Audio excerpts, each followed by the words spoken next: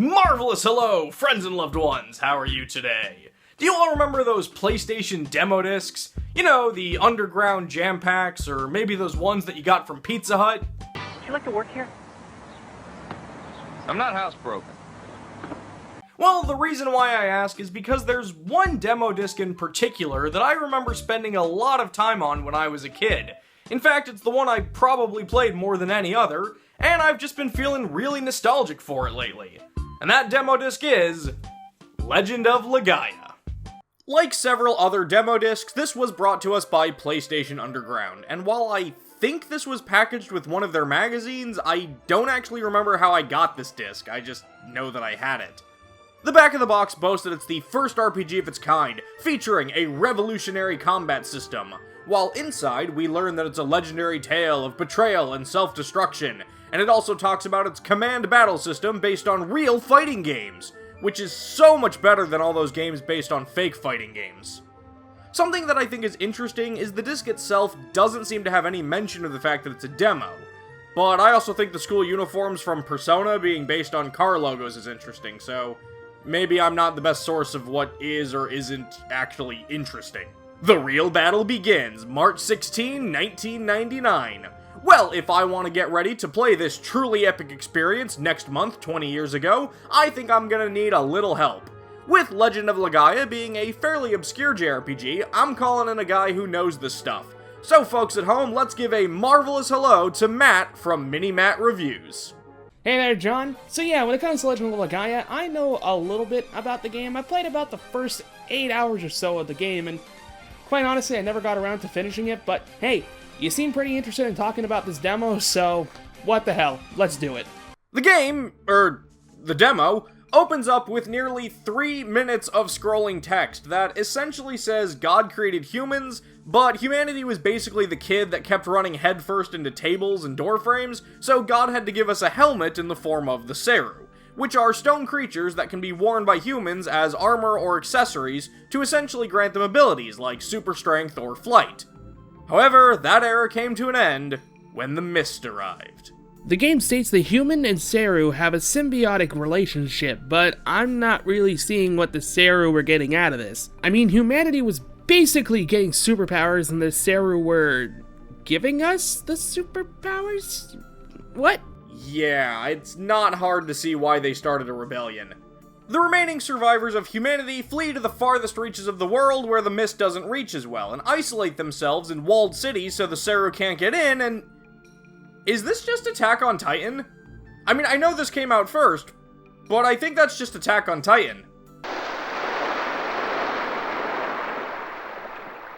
Wow, yeah, okay, this is definitely a PS1 game. And our main hero, Vaughn, feels to me like what you'd get if you asked someone to draw you a parody of a JRPG protagonist. He's got bright blue hair with bangs that seem like they were designed to always be covering at least one eye, and he's wearing a sleeveless shirt and a vest that has flames on it. So Vaughn heads for the middle of town to pray to one of the crystallized dragons from Spyro. The village elder, because of course there's a village elder, butts in and wishes us the best of luck, for you see, tomorrow is Vaughn's big day, as he will be joining the people who go outside the wall to fight the Seru. You know, like the Recon Corps. From Attack on Titan. Luckily, if there's one thing I know about JRPGs, it's that nothing bad ever happens right before an important event in a young man's life. We also get to meet May, our childhood friend and obvious crush. I mean, look, it's even obvious to this kid.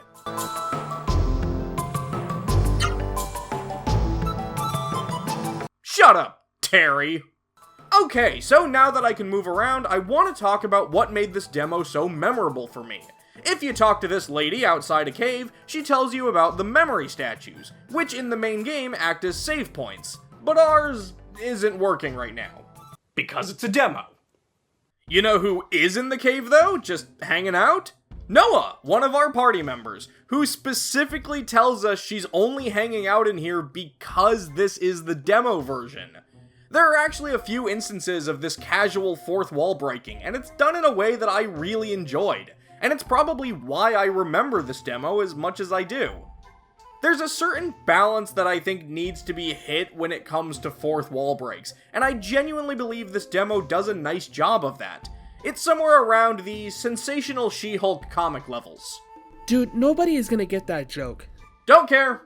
That one was for me.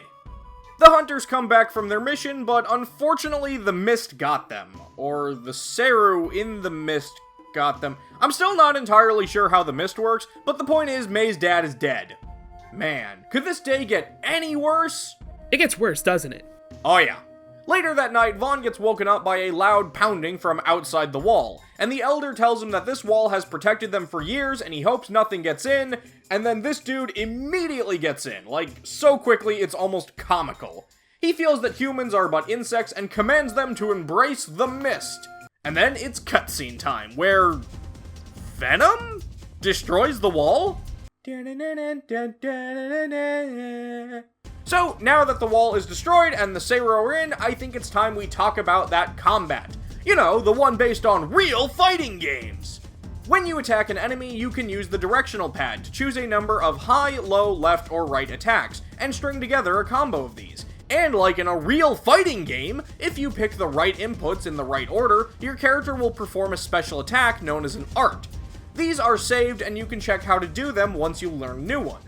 Unfortunately, the demo does specify that because it's a demo, only a couple of arts are actually available, so even if you do pull off the proper combo, it won't help you, at least not here.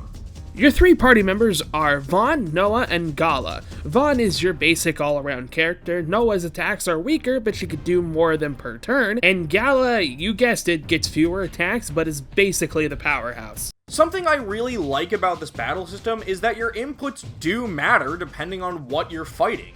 For example, you're not going to hit flying enemies by using low attacks, and presumably there are low-to-the-ground enemies you'll miss if you attempt high attacks. You also have the option of defending, which will let your character put in a longer combo the following turn. This is necessary for some of the bigger art combos. Of course, if this battle system sounds too complicated, you can always just select the auto option, which functions identically to a standard attack in other RPGs. Only problem with that is you risk this happening. Hey Matt, when you were playing this, did you ever intentionally let Noah land the killing blow just so you could watch her victory pose? What? No, of course not. Yeah, me neither. That'd be weird. I am very normal. So, the main goal of the Seru right now is to destroy the Spyro Dragon from earlier, which this game calls a Genesis tree. Right now, you're free to just fight as much as you want, but once you head down there, Vaughn will touch the tree and... Spyro, it's great to see you, but I've got to go. So Vaughn awakens Meta, a raw Seru, which is, I guess, different from the other Seru, but as for how, the demo doesn't really explain, but now all the characters get to wear raw Serus on their arm, and this does expand the combat a bit further because now we have access to the raw Seru skills. These work sorta like a mixture of blue magic and Pokemon. When certain characters defeat certain Seru, they can absorb them and summon them to use spells. Like Noah got one of these bat things to learn a healing spell, and the more you use these spells, the stronger the spells themselves get. Once you hit this point, the demo is basically over, but you're free to fight to your heart's content, see what arts you can unlock, which Seru you can recruit, and if you had enough time and patience, you could probably grind to level 99 if you wanted. Hey, Matt! No. Once you've had your fun, you need to rush back to your house and speak to your beloved May. She was so worried about you, she says the words that everyone longs to hear.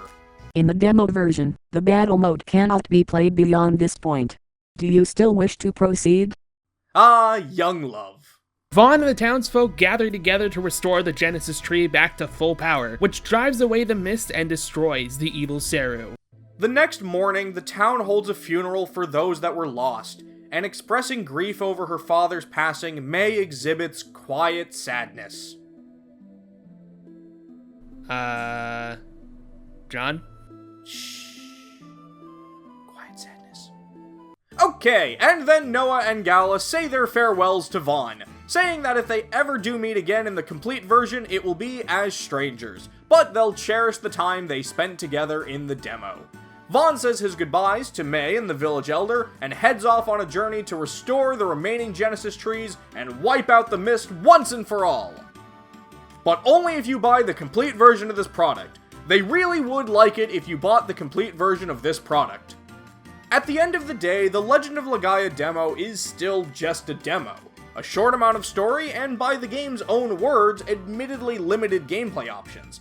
But for me, there really was something about the way it presented itself, and the fact that it kinda hung a lantern on the fact that it's a demo, and there is a big grand adventure waiting for us in the completed project that just made me really like it. I'm sure there were other demo discs that did the same thing, but I personally had never played another demo even remotely like this one, and that's why I remember it fondly enough to want to talk about it 20 years later.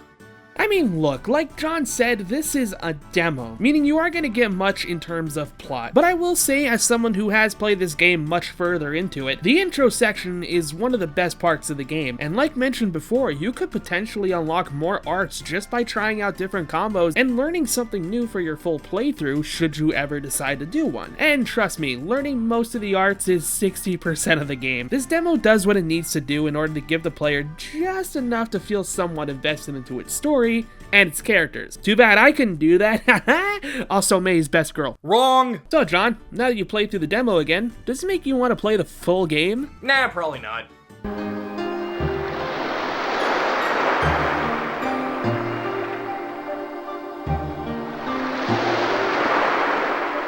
Hey everyone, thanks for watching my video. I want to give an extra special thanks to Matt for being a part of it. If you liked this video, consider subscribing, and go check out his channel as well. He talks a lot about JRPGs and Mega Man, so it's all pretty good. Go give it a look.